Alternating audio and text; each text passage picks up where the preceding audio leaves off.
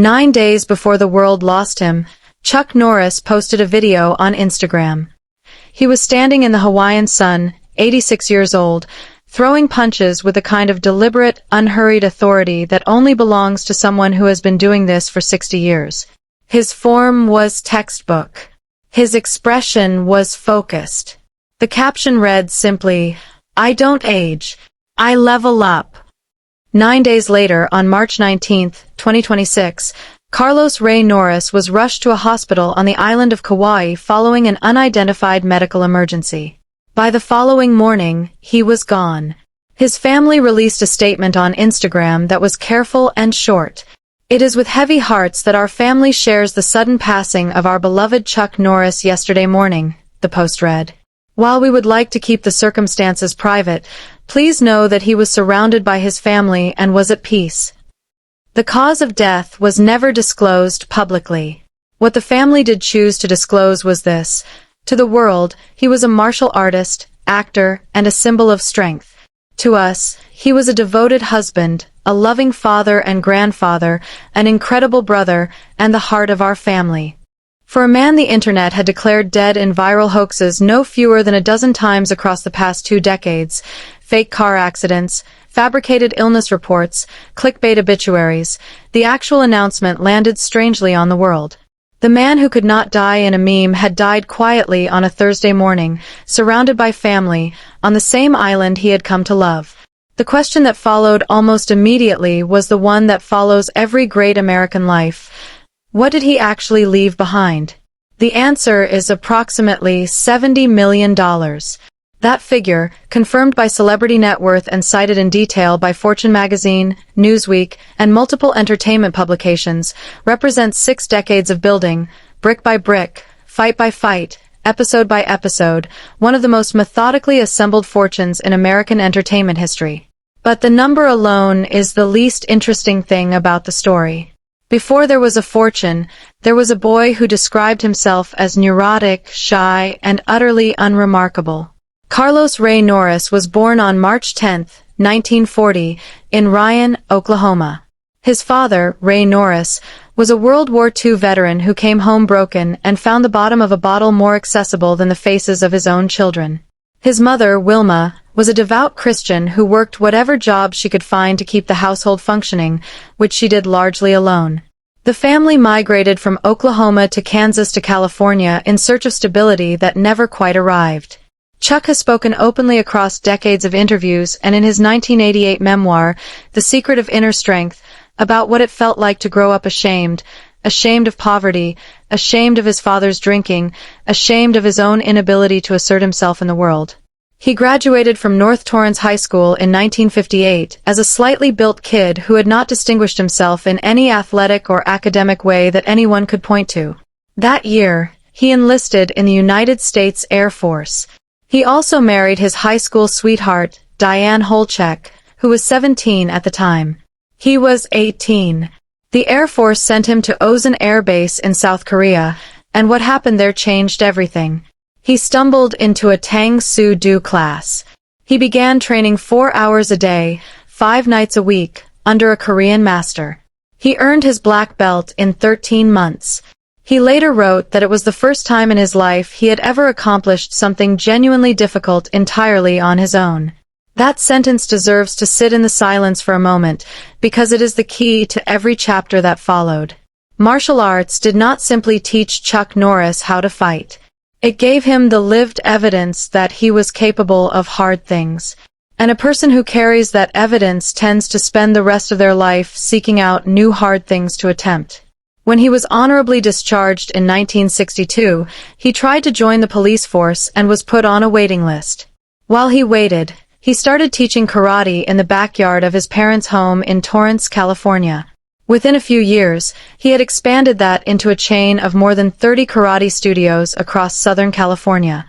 His students included Steve McQueen, Priscilla Presley, Donny Osmond, Marie Osmond, and Bob Barker, who famously and perhaps foolishly once let Norris kick him in the ribs during a training session, resulting in 2 cracked bones and a lesson about the difference between a student and a world champion.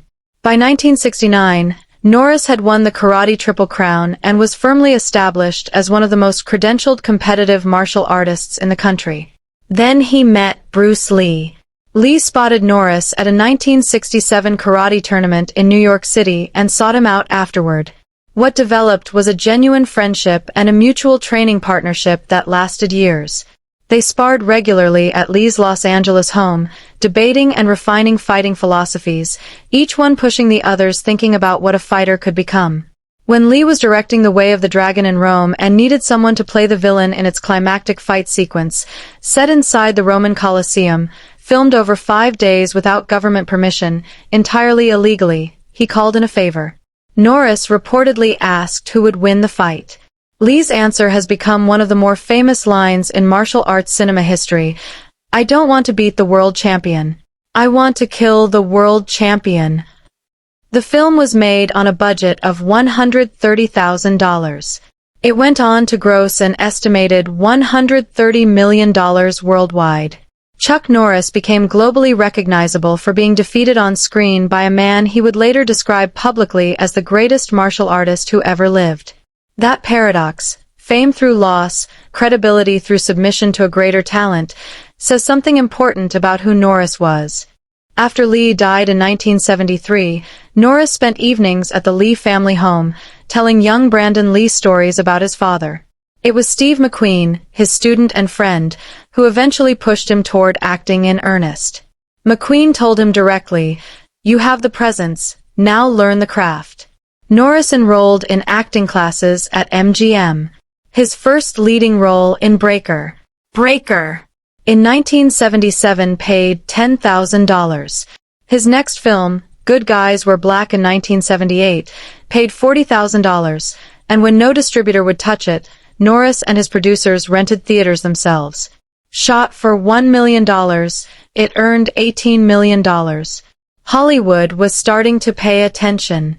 By the time the 1980s arrived, he was a legitimate box office draw. Films including the Missing in Action trilogy, Code of Silence, The Delta Force, and Lone Wolf McQuade established him as the preeminent military action star of the decade. His salary climbed from $125,000 to $250,000 to significantly higher with each successive picture. His credibility came from something no studio could manufacture. He was a real 6-time world karate champion who had trained under legendary masters and sparred with Bruce Lee. On screen, nothing about him was fake. By the early 1990s, his film career was slowing, as action movie careers tend to do. What came next was the decision that would ultimately define both his cultural legacy and the architecture of his $70 million estate. Walker, Texas Ranger premiered on CBS on April 21, 1993. It nearly died before it began. The original production company, Canon Television, collapsed into bankruptcy during the first season, leaving only the pilot and 2 additional episodes completed. The plug was being prepared when CBS saw the premiere ratings, a 16.5 rating and a 27 share, meaning more than a quarter of all televisions in use on that Saturday night were tuned to a show about a karate-kicking Texas Ranger who believed in doing the right thing even when it was the hard thing. CBS found new financing partners. The show was saved. What followed was 9 seasons, 203 episodes, and, as documented in multiple industry sources including Fortune, the first primetime drama in American television history filmed entirely in the state of Texas. Norris controlled creative direction through his production company, Top Kick Productions, insisted on moral storylines consistent with his Christian faith, employed his brother Aaron as co-producer, and sang the theme song himself. The show aired in more than 100 countries and became one of the most widely syndicated American dramas in television history. His per-episode rate was $375,000, as confirmed by Fortune and Celebrity Net Worth. Across 203 episodes, his acting fees alone approached $76 million. His deal also included a 23% profit participation clause on all exploitation of the series, a clause that would become the subject of one of the most significant entertainment contract disputes of the 2010s. In 2018, Norris filed a lawsuit against CBS and Sony Pictures Television through Top Kick Productions, alleging the companies owed him more than $30 million in unpaid profits. The complaint, filed in California Superior Court and widely covered by entertainment trade publications, alleged that CBS had structured its streaming and distribution deals in ways that deliberately avoided triggering the 23% profit-sharing clause. According to the court documents, the series had generated over $692 million in total revenue. Streaming income going back to 2004, the lawsuit alleged, had never been shared with Top Kick. The case was settled in July 2023 for an undisclosed amount. CBS issued a statement confirming only that the parties have resolved the dispute. Whatever sum changed hands in that settlement is now part of the estate his family is currently administering. Walker was the engine, but Norris built a machine around it that had nothing to do with acting.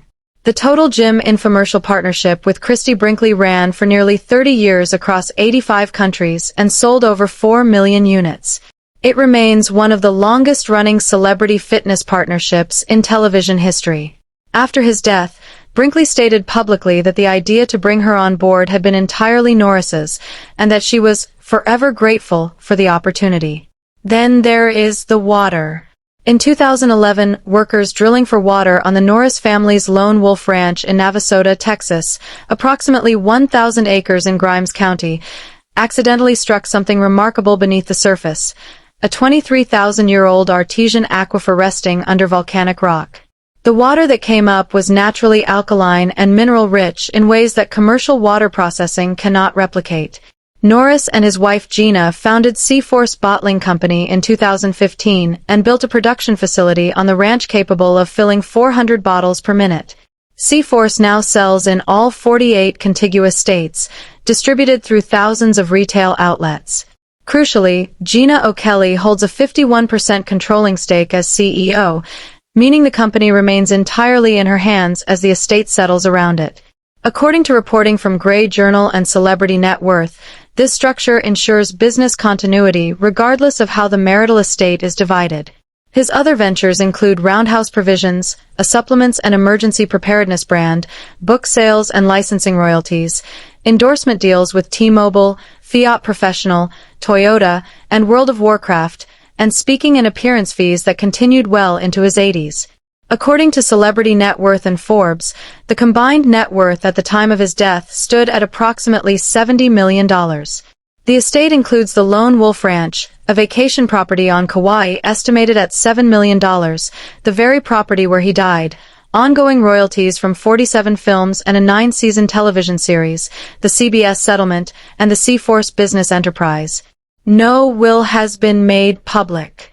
Under Texas community property law, Gina O'Kelly as the surviving spouse inherits half of the marital estate by default. The remainder flows to his 5 children. He had 5 children, and the story of how he came to know all of them is a story about the distance between the public image and the private man. With his first wife Diane Holchek, whom he married in 1958 and divorced in 1989. Because I was one. But there are no illegitimate children. Dina was welcomed fully into the family. In 2015, Norris posted a vacation photo from Kauai featuring Dina, her husband, and their grandchildren, publicly visible to anyone who looked, and almost nobody noticed. The myth had, by then, grown large enough to swallow the man inside it whole. One member of his wider family who will not be part of the inheritance is his first wife Diane. She passed away in December 2025, just 3 months before Chuck, after a long battle with dementia. Norris had posted publicly about her death, writing that even as their lives had taken different directions, he had continued to care deeply for her and would forever cherish the memories they had built together. In the final chapter of his life, Chuck Norris lost his first wife, his mother, who had passed in 2024 at the age of 103, and then followed them both before spring arrived in 2026. That detail does not make it into most headlines. It should.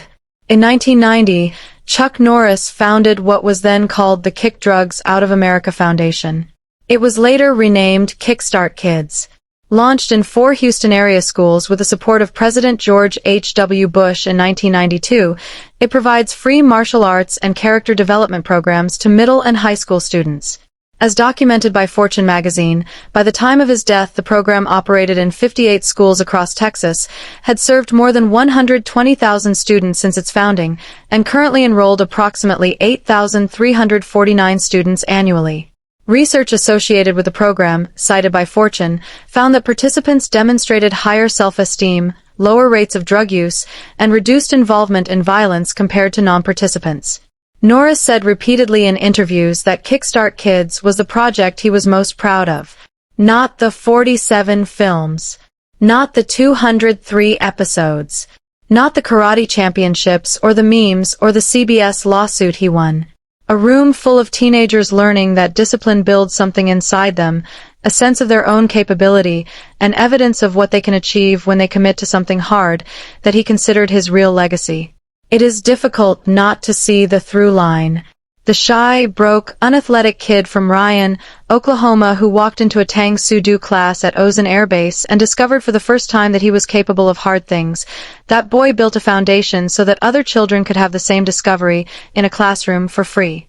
The $70 million estate is real. The Lone Wolf Ranch, the Kauai property, the Seaforce Water Company, the CBS settlement, the royalties from more than 3 decades of film and television, the Total Gym Partnership, the Kickstart Kids Foundation, all of it is real, and all of it is being divided right now among the people who loved him. But the reason his family chose the words they chose, "Thank you for loving him," rather than "Thank you for watching him," is worth sitting with. The man behind the meme was more complicated, more human, and more worth knowing than the legend ever allowed. He was a boy who nearly suffocated at birth. He was a shy kid who was ashamed of his poverty. He was an 18-year-old who made a serious mistake he carried for nearly 3 decades before being given the chance to make it right. He was a husband who gave up his film career to sleep on a couch beside his wife's hospital bed for 5 months while she fought an illness that mainstream medicine refused to recognize. He was a man who, in the final year of his life, mourned his mother and his first wife within months of each other and then followed them into the quiet. His daughter Danny Lee put it simply after his death: "He may have a warrior exterior, but his heart was so full of love." The fortune he leaves behind is measured in dollars and deeds. The ranch, the water, the royalties, the settled lawsuit, the 120,000 students who learned in a school gymnasium from a program he built that they were capable of hard things. 9 days before he died, he was throwing punches in the Hawaiian sun. He was 86 years old and he was still moving. That is the Chuck Norris nobody made a meme about. That is the man his family is weeping for. Sources: Variety, NBC News, CNN, Fortune, Celebrity Net Worth, Military.com, Washington Post, Deadline Hollywood, Gray Journal. Chuck Norris, 1988. The Secret of Inner Strength. My Story. Chuck Norris, 2004. Against All Odds. Kickstart Kids official program data cited in Fortune, March 2026. Walker, Texas Ranger court documents cited in Celebrity Net Worth and Fortune.